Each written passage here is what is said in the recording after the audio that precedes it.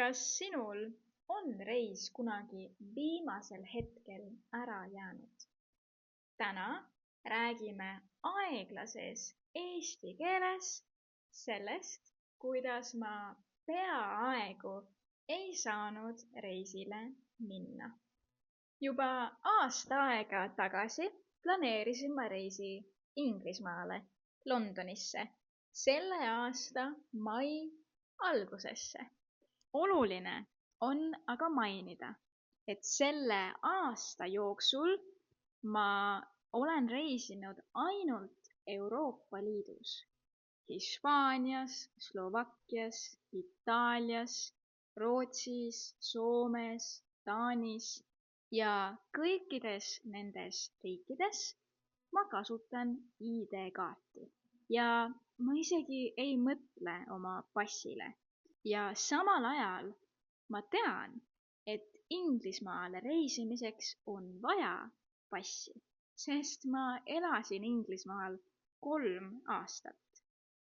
Nüüd aga, minu lend on reede hommikul ja teisipäeva õhtul ma mõtlen, mida mul Londonis vaja on?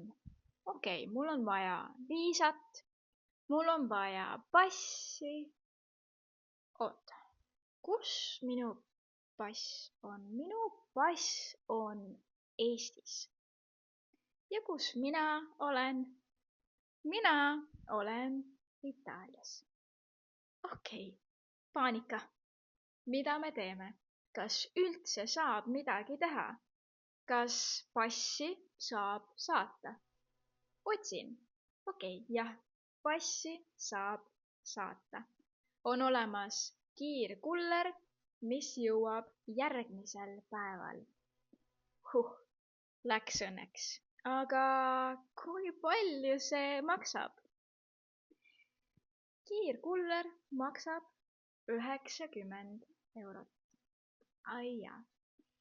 Nii et ma kasutasin seda võimalust ja minu pass jõudis neljapäeva lõunaks. Juhhei! Ja reede hommikul ma sain ilusti lennule ja käisin reisil Inglismaal ja see oli väga eriline reis.